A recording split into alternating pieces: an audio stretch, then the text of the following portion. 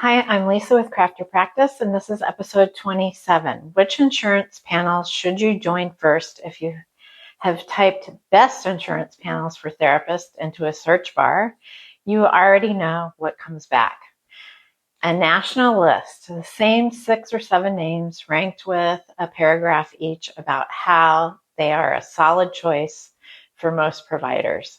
It reads like an answer, and it can't be one. Reimbursement rates are negotiated regionally, and how a payer behaves administratively depends on which regional office is handling you. The payer that pays well and processes claims cleanly in one state can be the worst relationship on your books in another. So the real answer to your question is sitting inside 3 therapists who work within 20 miles of you.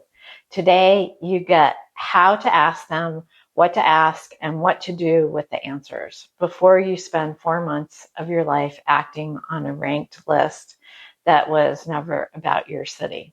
So part 1, the question that you are actually asking, the question has a local answer. And that is exactly why the national list fails you. Therapists ask which panels are good.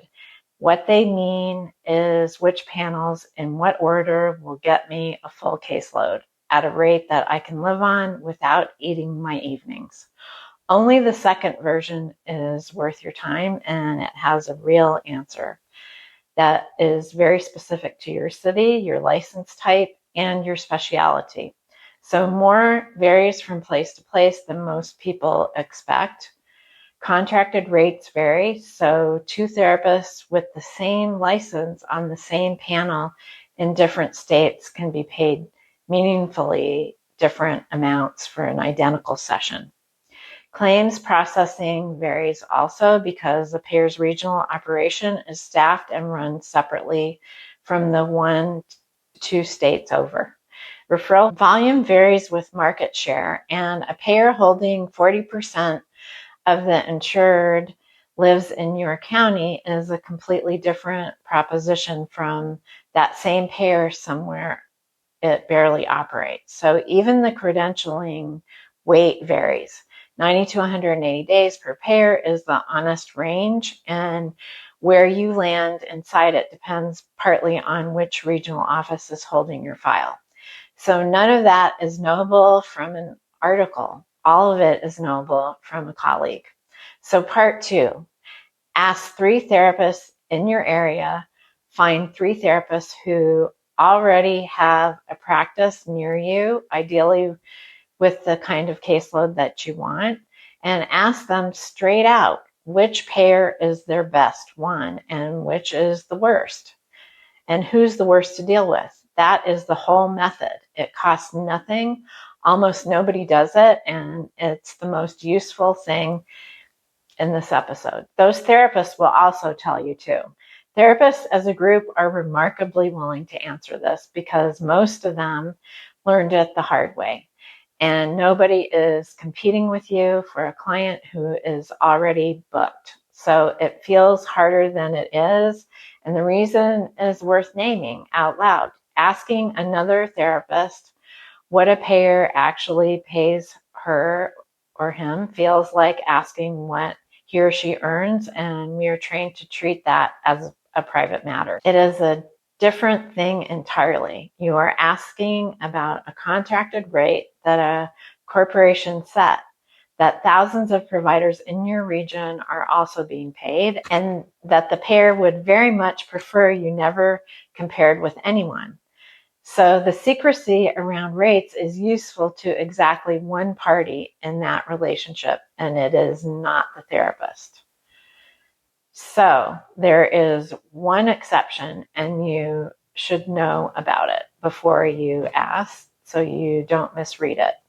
If the therapist you are asking works through a platform, he or she may not be allowed to tell you. Therapists and reporters both say these platform contracts prohibit publicly disclosing what the platform pays you, which is a large part of why every figure that you find online is an estimate I haven't read those contracts because they aren't public. So if a colleague goes quiet or gets vague when you ask about their rate, don't take it personally and don't assume that he or she is protecting a secret.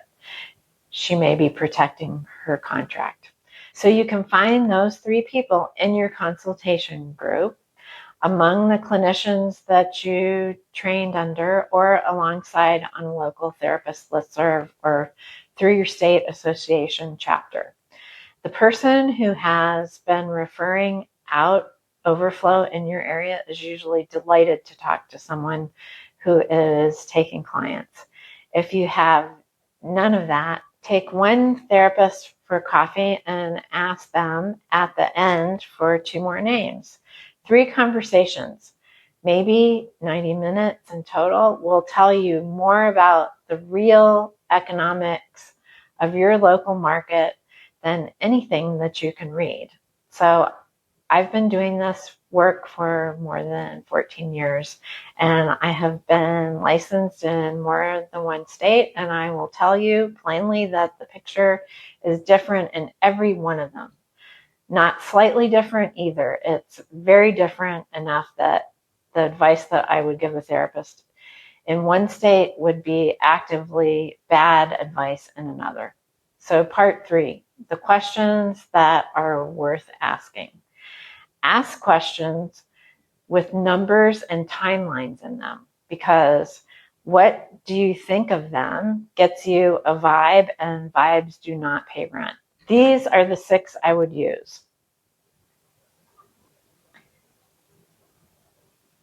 1, what do they actually pay you for a standard session?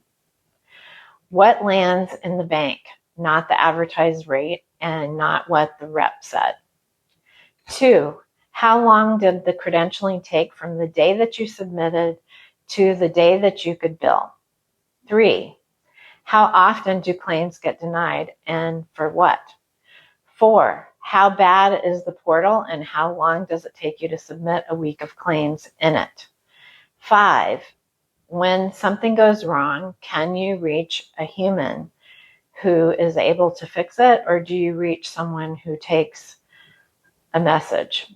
6, would you do it again? That last one is the tell. A therapist can defend a panel on paper and still hesitate before he or she answers it, and the hesitation will tell you more than the numbers did. So the denial question is the one people undervalue. So sit with that one a second. A denial is a claim that you now have to work, which means unpaid time on a session that you already delivered. A panel with a low denial rate and a middling reimbursement can be worth substantially more to you than a panel with a good rate and a habit of kicking claims back for reasons that make no sense at all. So the rate is what they promise you. The denial rate is what they actually hand over sometimes. So write the answers down as you get them. 3 columns, 1 per pair, 1 row per question. It will not be scientific. It will be 3 data points, and it will still be the best information available to you anywhere. So part 4, volume is not value. The panel that fills your calendar fastest can be the one that pays you least. And this is a mistake I see more than any other. It looks like a strategy, and it's really a math error. A therapist joins the panel, everyone says will fill his or her caseload, and it does. The phone rings, the calendar fills, and it feels like the right decision because activity feels like success. What he or she has not done is multiply, run the numbers instead of the feeling. Take the rate, multiply it by the sessions per week that panel realistically sends you, and that is your revenue from it. Then subtract the friction, because friction is real money. The time spent submitting claims through a bad portal, the time spent working denials, the time on hold, and the sessions that you could not take because the busy low rate panel already filled the slot. A panel that fills your calendar at a poor rate is spending your calendar, and your calendar is the only inventory you have. The version of this that hurts most is the therapist who is completely booked, working at capacity, and can't understand why the money doesn't match the exhaustion. Almost every time, the answer is that his or her calendar is full of the cheapest possible sessions, and there is no room left in it for anything better. He or she is working exactly as hard as he or she thinks she is. Every hour of it is invested in the wrong asset. So part 5, apply to several at once. Apply to several panels at the same time. The order you apply in matters far less than the timing. And that is the honest answer to the question everyone asks me. Credentialing takes 90 to 180 days per payer. And that is a business fact rather than an inconvenience. So if you apply to one panel, wait for the decision, then apply to the next one. You've built yourself a schedule where you are paneled with 3 payers sometime in your second year of practice. That is a slow motion cash flow problem, and it is entirely avoidable. So the applications run in parallel and they do not interfere with each other. The work is heavily front loaded because the same license documents, the same malpractice certificate, the same CAQH profile, and the same practice details feed every one of them. The second application is dramatically less work than the first, and the fourth is nearly automatic. So you are not multiplying the effort by 4. You are reusing it 4 times. What I would do, and what I would tell a friend to do, is pick 3 or 4 payers from the local intelligence that you gathered, submit them all inside the same 2-week stretch, and let them come back in whatever order they come. Take the ones that land. You are not committing to anything permanent by applying, and you don't need to know your final panel mix before you start. You need to be in the queue because the queue is the part that takes half a year. The mix is a business decision. A panel is a referral channel with a price attached. And how many of them to take is a business decision that you are allowed to revisit every year. The panel question usually carries an argument underneath it that has nothing to do with panels, and it's worth putting that argument down. So there are 2 traps here, and they look like opposites. The first is taking every panel that will have you. It feels safe because nobody can hurt you if everyone is paying you. What it actually produces is a practice made entirely of your lowest rates with 4 portals, 4 denial patterns, and 4 sets of rules to keep straight. So every hour of your week is spoken for by whoever asked first, and the ones who ask first are usually the ones paying the least. So the second is refusing all of them, private pay only, on principle before you have a referral engine that can fill a calendar. And that is a fine destination and a punishing starting point. And I have watched good therapists spend 18 months proving it while their savings ran out. So neither one is a moral position, though it gets talked about as one. So I understand why. Insurance work carries real costs, and taking it can feel like a compromise of something that is important to you. So what you are really deciding is what portion of your calendar you're willing to sell at a known rate in exchange for a steady flow of clients that you didn't have to go and find. So most of the therapists I know who are steady on their feet run a mix. Some insurance work for the volume and the floor it puts under a bad month, and some private pay at their full fee.